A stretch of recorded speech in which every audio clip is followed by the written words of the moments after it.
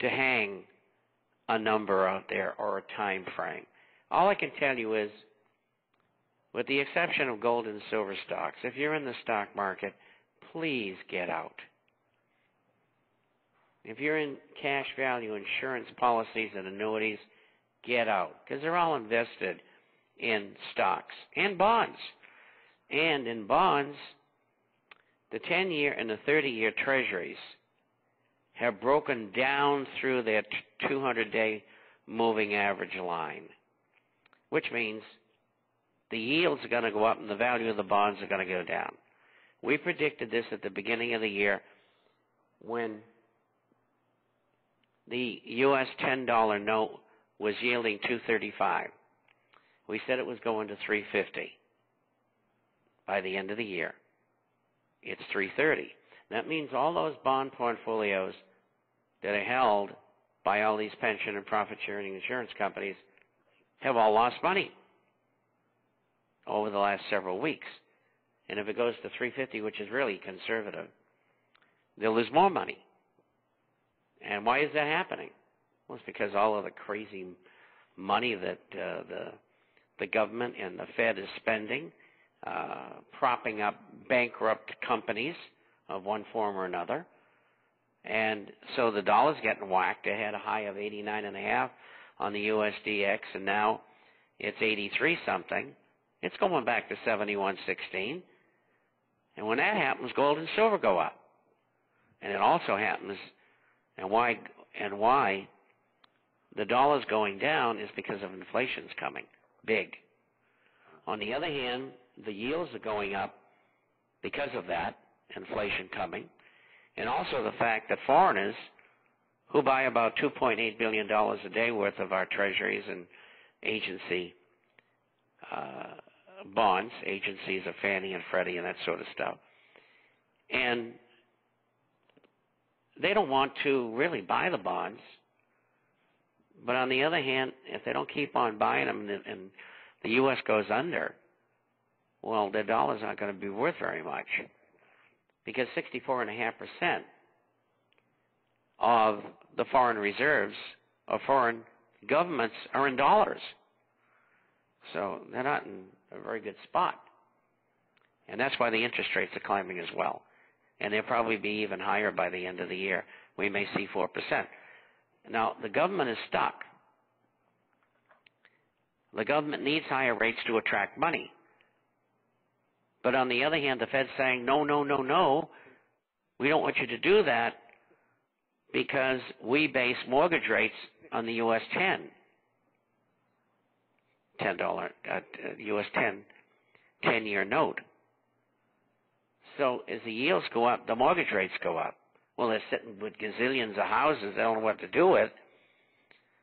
And the interest rate right now is probably 4 7/8%, 4 3/4. Well, if we have another half a point move, and the U.S. 10s, which are the base for the mortgage rates, well, they're going to go up to 5 1/4 or so. And that's going to keep people from buying homes. But the bank has created this problem by gambling with your money. And now they've gone to the government, and the government and the Federal Reserve, which is a private corporation, is giving your money again to these people who are failures.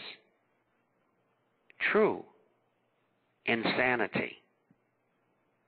I got 4 quick questions here from 4 parts of the country. First, we'll take the one from Lisa in Seattle. She says, Mr. Chapman, what's it going to take for China to lose faith in America, and then all of a sudden they lose faith in the U.S. dollar and stop buying the U.S. Treasury notes? What's it going to take for them to stop? I think China's own aggression is going to bury them. They get 30 million unemployed. They're spending $1.2 trillion to keep their economy from turning into a riot. And they've had plenty of riots and shootings over the last several months. It's a stopgap procedure, just like America's using. It's not going to work. They out in the South China Sea, they've been threatening U.S. vessels. One vessel, they came within 30 yards of the vessel. I mean, two big boats, that's pretty close. And and for all you Marines who've served on ships, you know what I'm talking about. And I'm going to be talking about that on Fox News shortly as well. I'm going to do some work on that. But China has a dictatorial communist government, and nobody seems to want to talk about it anymore. They treat their people like animals. And all of the big benefits go to the guys at the top, and everybody else, for the most part, slumps along. And so I think China's got plenty of problems. And, you know, I was just looking back today in some of the testimony in '86 that came out of the Weather Underground. And China, when the communists in the United States purportedly would overthrow the American government, the Chinese were going to come in and occupy, along with the Cubans and the Russians. Most people don't know that. They haven't seen the testimony. This was a spy for the FBI who was giving all this information. But they're not good people at the top. And China's got its own problems. And I don't think they're going to be running around attacking anybody anytime soon. This next question comes from Betty's Brigade. Mr. Chapman, over a quarter of U.S. homeowners owe more than what the home that they live in is worth and what they're paying in mortgages. What's going to happen when they face the reality that they owe more than what the house is and they walk away? Well, it's even worse than that, because that figure is going to be 50% within 2 years. And the top end of the market's going to get slaughtered. It's come down, but they haven't seen anything yet. And that's the prime loans. Lots of very, very intelligent, high-paying jobs are being lost. It's just what's happening to the economy. And a lot of these $1, $2, and $3 million homes are going to come down, and they're going to be walked away from. And then you have the option arm loans, which are got 4 years to go. This real estate bottom is not going to get hit, the bottom, until 2011 or 2012. So you don't buy any real estate, residential or commercial. Put your money in gold and silver. From Pensacola, Florida, Mr. Chapman, a little over a year ago, I compiled a spreadsheet of data on a residential real estate market here in the Pensacola area in the scenario, and home prices would over an average. I decided that home prices would decline by more than 30%. And here in February 2009, I'm finding out that home prices are really down 36%. My assumption is that they're going to go even further. You just answered the question that they're going down further. How long do you think it's going to be before I can possibly invest in a house or a piece of property? Well, even if we hit a bottom in 2011 or 2012, it's going to take years of bumping along the bottom. We don't know how bad this is going to get. And so it might be 5, 10, 15, 20 years. You're better off renting. You don't have all the expenses and the taxes that go along with owning a house. As long as you get a reasonable rent, continue to do it, and just look to the future.